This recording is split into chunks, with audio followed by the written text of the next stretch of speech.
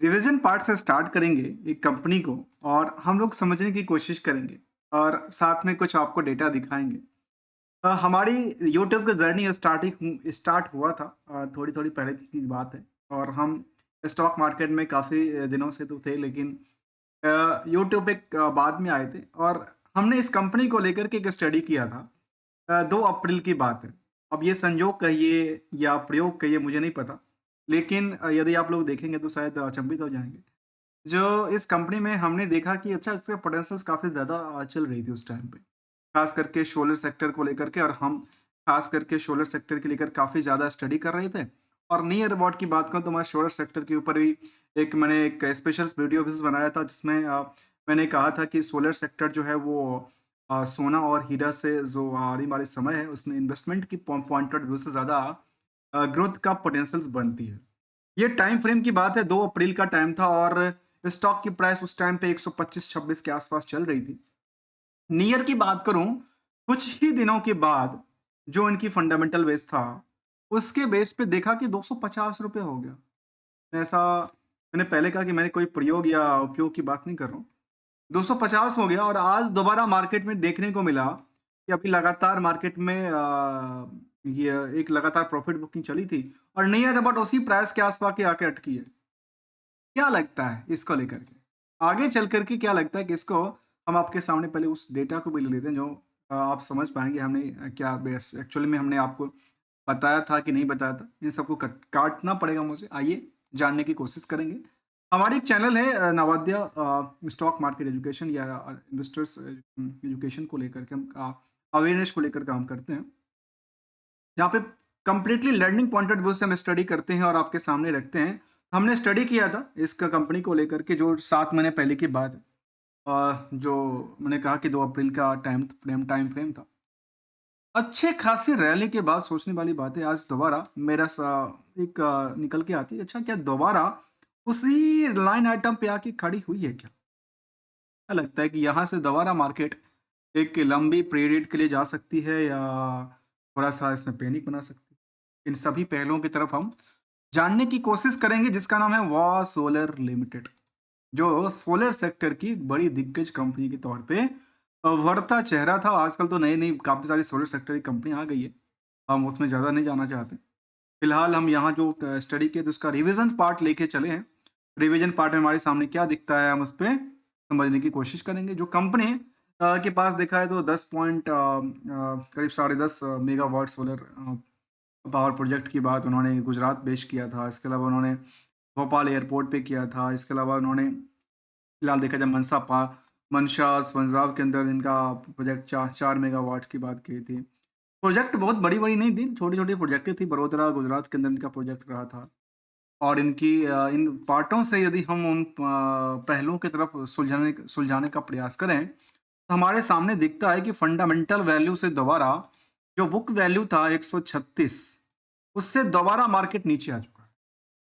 उससे दोबारा मार्केट नीचे आ चुका है और ये दोबारा 100 वही से 125-26 से ज़्यादा के रेंज में ट्रेड होती नज़र आती है।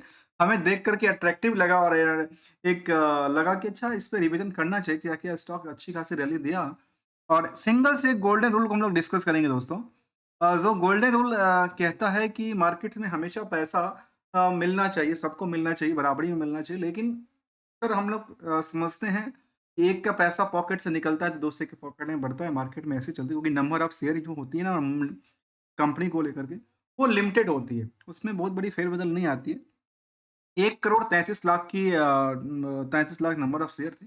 मार्केट कैप काफ़ी छोटा-सा है और कंपनी की बात करें तो एसएमई की कंपनी चल रही थी और इसमें निवेशकों का इंटरेस्ट की बात करें, तो मौका काफ़ी कम लोगों को मिला होगा इस कंपनी में अपनी पोज़ीशन लेने और देने को लेकर के। जहाँ तक कह सकते हैं कि पूरे मार्केट में इनको लेकर के 1400 लोग थे, बाद में आकर के 2200 से ज़्यादा निवेशक एज़ अ शेयर होल्डर देखने को मिला है सितंबर तक डेटा बेसिस में।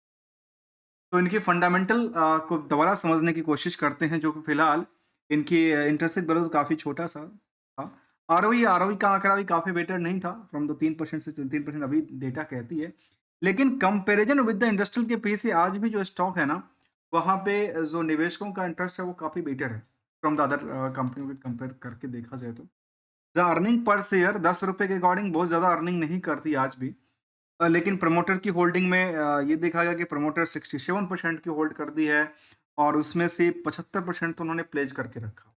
ये इनके लिए एक बड़ी डीमेरिट की बात संकेत देती है। लेकिन यदि आप इनके कुछ और पहलू की तरफ ध्यान देंगे तो शायद इसमें कुछ और बड़ी डिमेरिट है। डिमेरिट पता है क्या है? जो डेटर्स वर्सेस प्रॉफिटेबिलिटी रेशियो को आप देखेंगे ना, जितना कंपनी के पास प्रॉफिट उन्होंने कहा है कि टोटल जितना इनकम है उनके बेसिस पे 7% प्रॉफिट इनकम कमाती है, इनकम मार्जिन की बात करती है। उसमें जितना प्रॉफिट है उसका 995% मार्केट में उधार पड़ा हुआ था।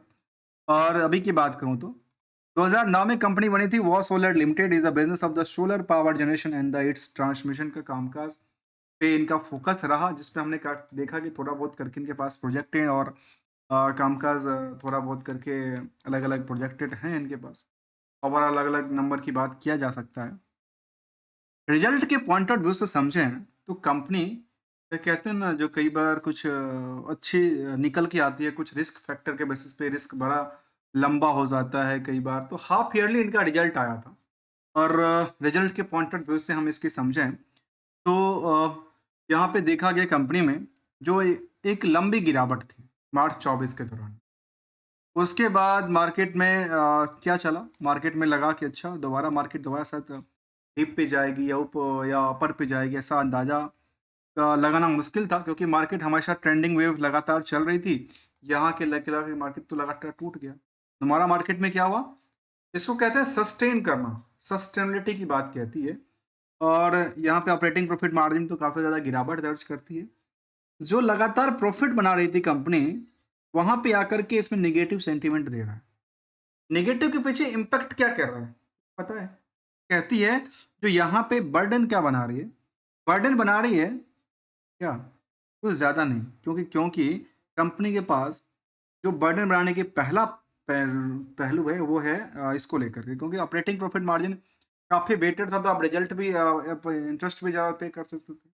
जब नहीं है तो आपको इंटरेस्ट देना काफ़ी महंगा पड़ जाता है, वही महंगा का इनका देखने को मिला है। और यहाँ तो अभी तक लगातार नेगेटिव का इम्पैक्ट है, इसकी बेसिस पे हो सकता है मार्केट थोड़ा-सा और डिप करे। ऐसा नहीं कहना कि आप इस स्टॉक को ट्रेड करो या ना करो, क्योंकि हमने जो आंकड़ा अपने स्टडी के बेसिस पे लिया था, रिवीजन पॉइंट ऑफ व्यू से उसको हम आपके सामने लेके आए थे। अभी इसको हम यदि कुछ और पहलू की तरफ देखें जहाँ पे कंक्लूजन की तरफ मूव करेंगे, क्या इसमें पॉसिबिलिटी बनती है दोबारा या नहीं बनती है? अभी तक डिप करने के कितने चांस ज़्यादा डिस्काउंट पे जा सकती है? इसमें देखा जाए ईयरली ग्रोथ को, तो ईयरली ग्रोथ में भी लगातार उतना बड़ा रहा नहीं, लेकिन अ, अब जाके इस साल में लगता है कि दोबारा मार्केट खड़ी हो सकती है। क्यों खड़ी हो सकती है? क्योंकि यदि 14 करोड़ का आंकड़ा उन्होंने लिया, तो हो सकता है दोबारा मार्केट जो मार्च का रिजल्ट आएगा उससे बेटर रिजल्ट लेके आए, क्योंकि ऐसा एक्सपेक्टेशन किया जाता है मार्केट से, डिमांड से लेकर के। जहाँ तक ईयरली ग्रोथ की बात करें तो कंपनी लगातार जो अच्छी खासी प्रॉफिट बुक कर रही थी, वहाँ पे बहुत लंबी हाथ तो नहीं लगाई, थोड़ी बहुत हाथ लगाई है लास्ट 12 महीने के डेटाबेस में। लेकिन जैसे हमने आपको कहा कि इनमें अभी रिस्क इम्पैक्ट काफ़ी ज़्यादा दिखता है, खास करके प्रमोटर्स वाली सिचुएशन में जो 75% का उन्होंने प्लेज करके रखा है। आरओई का तो बिल्कुल बात ही मत करना, जो बहुत ज़्यादा महत्व नहीं रखता है। लेकिन एक और पहलू की बात करें जहाँ पे इनको हम देख रहे थे करंट रेशियोज़ को, ये काफ़ी ज़्यादा नंबर कहती है। और इसमें एक चीज़ होती है जिसको हम कहते हैं कि क्या इसमें कुछ उधार की सिचुएशन तो नहीं थी, जिसमें कि जिसको हमने यहाँ पे लिया था, क्या उधार के बेसिस पे इसको हिट तो नहीं कर दिया गया अर्निंग पर शेयर को? और उसके हिसाब से हमने देख लिया कि मार्केट तो पर शेयर अर्निंग कर रहा है, लेकिन बाद में शायद उस लेवल पे सस्टेन नहीं कर पाती है। तो इनके उन पहलुओं को ज़रा ध्यान देंगे तो हम इसकी बैलेंस बैलेंस शीट की तरफ चलेंगे और रिस्क एनालिसिस को। कंपनी में जो मार्च तक में रिस्क नहीं था, तो कंपनी ने काफ़ी ज़्यादा रिस्क चढ़ा दिया था 24 के दौरान में। 23-24 के दौरान तो हमने कहा था कि रिस्क तो बिल्कुल हो सकता है, लेकिन सेगमेंट जो खास करके कोई बार कुछ ना कुछ ऐसे होती है यहाँ पे सेगमेंट वाइज और सेक्टर वाइज परफॉर्मेंस बेटर कर रही है तो वो भी अच्छा बेटर रिजल्ट लेके दे सकती है। तो एक इस और छोटी सी कंपनी थी, एसएमई के अंदर की कंपनियां थी, और इसमें देखा गया कि जो कंपनी में जो बैलेंस शीट पोजीशन था उसमें ये देखा गया अभी रिसेंटली की बात करूँ तो कंपनी अपनी लोन को बढ़ा रही है। लोन बढ़ा करके पहले ये बात आती है कि अच्छा लोन बढ़ा के करती क्या है? लोन बढ़ा के करती क्या है? तो लॉन बढ़ा के देखा गया कि कंपनी अपनी फिक्स एसेट्स को तो डेवलपमेंट किया नहीं। वर्किंग प्रोग्रेस में पैसा लगा हुआ है, इन्वेस्टमेंट अब धीरे-धीरे करके कई बार बढ़ाती है, कई बार घटाती है। अदर जो एसेट्स है वो भी लगातार घटी है। लेकिन कंपैरिज़न ऐसे हम इनकी बैलेंस शीट नंबर को करेंगे तो क्या कहते हैं कि बेटर रिज़ल्ट उन्होंने दिया था पिछले पीरियड से, जो कि 334 करोड़ से चेंज होके 251 करोड़ पे जाती है, जो कि यहाँ से थोड़ा-सा तो पॉजिटिव बात कहती है। उनमें यदि आप इनको देखेंगे तो शायद अचंभित हो जाएँगे कि आखिर इसमें हुआ क्या? जो कंपनी फिलहाल आप देखेंगे रिसिबल को, जो कंपनी 14 करोड़ करोड़ की सेल करती है, उनका 12 करोड़ का उधार पड़ा हुआ है। सोचने वाली बात है सिंपल सी, मैं इसको ज़रा सोचूँ। देखिए, 14 करोड़ की सेल कर रही है, 12 करोड़ का इनका उधार पड़ा था, इसीलिए हमने कहा कि यहाँ पे थोड़ा-सा रिस्क ना काफ़ी ज़्यादा है। रिस्क किसको लेकर ज़्यादा है? इसको लेकर के।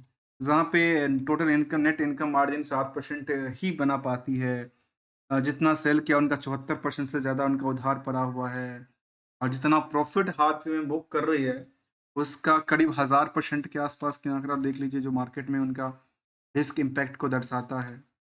तो इनमें निवेशकों का इंटरेस्ट क्या कहता है? तो निवेशकों का इंटरेस्ट भी समझेंगे, उससे पहले देखने में जब देखिए इनकी कंपनी को। जहाँ पे सेल्स में लगातार डिडक्शन हुआ रिडक्शन हुआ है। रिसेशंस की बात करूँ तो कंपाउंडिंग जो प्रॉफिट था उसमें गिरावट दर्ज करती है, स्टॉक प्राइस में बुल कैंडल दिखाती है और रिटर्न ऑन इक्विटी इनको नियर अबाउट 4% 5% के आसपास की आंकड़ा के साथ रखती है। तो निवेशकों के इंटरेस्ट में देखा गया कि बहुत ज़्यादा निवेशक थे नहीं कंपनी में। 400-500 नए प्लेयर आए हैं मार्केट में खरीदने को लेकर के, क्योंकि लगातार हम लोग देख रहे थे कि मार्केट या तो चलती उस टाइम पे लगातार चलती रही। मार्केट उसके बाद थोड़ा धाराशाही होती नज़र आई, धीरे-धीरे करके।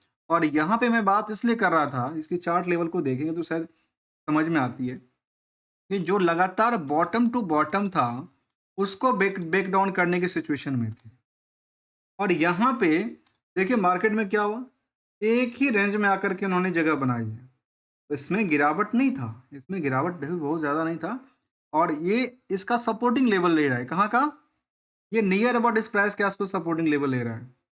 इस प्राइस पे बार-बार कई बार नहीं ये डेटा नहीं हो सकता। शायद इसकी बात कर रहा हूँ। Sorry for that. इस प्राइस के आसपास की बात कर रहा हूँ जहाँ पे इन्होंने सपोर्टिंग लेने की कोशिश किया है।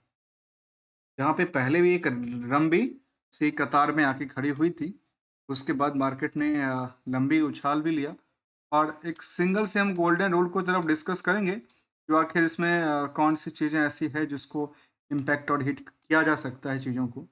तो निवेशकों का इंटरेस्ट हमने समझा, यदि इनकी हम इन पार्टों को देखें पीपीटी तो बिल्कुल शामिल नहीं करता। लेकिन फिलहाल उन्होंने 15 नवंबर को अपडेट दिया था कि कंपनी क्या करने वाली है, meeting of the approval of the equity share the right issue. Company right issue लेके आने वाली है। राइट इशू से कुछ शायद फंड रेज़ करेगी और फंड रेज़ करके शायद क्या करेगी ये तो अभी क्लैरिटी नहीं है। फंड रेज़ करके ऐसा हो सकता है कि company new expenses plan expenditure plan करे या फिर जो इनकी लायबिलिटीज़ हैं उनको ख़त्म कर सके। ये तो देखने वाली बात है कि वैसे यदि पुराने हिस्टोरिकल रिकॉर्ड को देखेंगे, शायद ये देखने को आती है कि इनके पुराने जो डेटा था उसमें लगातार अपनी पोज़ीशन अपनी जो लायबिलिटी थी उसको ख़त्म कर रहे थे। जबकि पियर्स मेंटिफिशी पावर ग्रिड्स और अदानी पावर जैसे अदानी ग्रीन जैसे कंपनी शामिल था और अभी भी कंपैरिजन विद द बाकी कंपनियों से काफ़ी छोटी कंपनी रहने के कारण मार्केट में डिमांड काफ़ी ज़्यादा बढ़ी हुई थी और अभी भी आज भी 129 एक्स का भीड़ कहता है फ्रॉम द जो अर्निंग कर रहे कंपनी, जबकि कंपनी फिलहाल नुकसानदेही बनी हुई थी। अभी क्या ऐसा लगता है कि कंपनी फिलहाल यहाँ से शायद अभी ज़्यादा और डिस्काउंट पे जा सकता है और एक एंगल तो ये कहता है इसकी चार्ट लेवल को लेकर के जो यहाँ से शायद एक सपोर्ट भी ले ले, क्योंकि सपोर्ट लेवल लेने के लिए ये कहता है कि यहाँ से जो बॉटम लाइन था वो बहुत ज़्यादा गैप के साथ डाउन नहीं करती है, डीप नहीं ले जाती है और इसके अलावा कहती है कि इस कंपनी को लेकर तो कोई ऐसा बात मार्केट में भी न्यूज़ चल नहीं रही है। लेटेस्ट कोई ब्रोकर हाउस या इस तरह के, क्योंकि ऐसे में कि छोटा सा स्टॉक की पार्ट रही है जो कि जिसका मार्केट कैप भी काफ़ी छोटा सा 168 करोड़ का है। अब प्रमोटर्स भी अपनी पोजीशन को प्लेज करके रखे हुए हैं। ये छोटी सी रिवीजन पार्ट थी जिसको हमने समझने की कोशिश किया और रिविजन करके इसको प्रयास किया हूँ जो थोड़ा-सा और क्लैरिटी लेके आए चीज़ों को, जब एक नया अपडेट के साथ जो कि कंपनी राइट इश्यू लेके आई है। राइट इश्यू के अलावा कंपनी फिलहाल 2021 में बोनस भी दिया था। स्टैंड लोन डेटाबेसेस में लगातार गिरावट देखने को मिला है, जबकि पिछले हिस्टोरिकल डेटा फ्रेम में देखा गया कि पिछले 5 सालों में वाईटीडी से लेकर के बेटर रिजल्ट की बात उन्होंने रखी थी। तो इसलिए तो टाइम टू टाइम चेंज होता रहता है, उसमें कोई बड़ी हड़बड़ाहट की बात नहीं होती। लेकिन एक सिंगल से हम लोग गोल्डन रूल को डिस्कस करते हैं। गोल्डन रूल कहता है, जब भी मार्केट को एंटर करते हैं, मैं ये नहीं कहता एंट्री का टाइम क्या है, एग्जिट का टाइम क्या है। जब भी एंटर करते हैं तो सबसे पहले प्लानिंग क्या है, जो आप लंबे पीरियड के लिए जाना चाहते हैं कि छोटे पीरियड के लिए। यदि आप बड़े के लिए जाना चाहते हैं तो फंडामेंटल स्ट्रॉन्ग देखिए, और इसमें हमने एक टेस्ट की बात कहा, जब F2 टेस्ट की बात करते हैं, जहाँ पे टेस्ट किया जिसको कहते हैं फंडामेंटल टू फ्यूचरिस्टिक्स की बात, जिसका फ्यूचर प्लान हो सकता है कंपनी का। लेकिन जो शॉर्ट पीरियड के लिए है उसके लिए सिंगल सी रूल है कि नीचे के लिए हमेशा रिस्क खुद की एनालाइज करना पड़ेगा, क्योंकि आपकी खुद की फाइनेंशियल रिस्क कितना है, कितनी आपकी परसेंटेज अपनी रिस्क को कवर कर सकते हैं, रिस्क ले सकते हैं, कैपेसिटी कितनी है, और जो प्रॉफिट दिखती है ना पोर्टफोलियो के अंदर, उसको थोड़ा थोड़ा करके बुकिंग करते रहना चाहिए, वैसा एक गोल्डन रूल कहता है। और परसेंटेज हमेशा ध्यान रखना चाहिए कि आपकी खुद की परसेंटेज वाइज क्या कहती है उसमें अर्निंग के बेसिस पे। तो हमने थोड़ा-सा पार्ट समझने की कोशिश किया है। मिलेंगे कुछ नई स्टडी के साथ, न्यू कंपनीज़ के साथ, तब तक के लिए thank you for watching without कोई ट्रेडिंग और एडवाइज़री को गाइड किए हुए। यदि आपको अच्छा लगा हो तो आप वीडियो को लाइक, चैनल को सब्सक्राइब करना मत भूलिएगा, क्योंकि सब्सक्राइब बटन आपके लिए अभी भी क्या है, खुला हुआ है। और आप जॉइन भी कर सकते हैं, मुझे जॉइन करके आप एक better learning point of view से सपोर्ट भी कर सकते हैं। मिलेंगे कुछ, तब तक के लिए thank you so much for joining and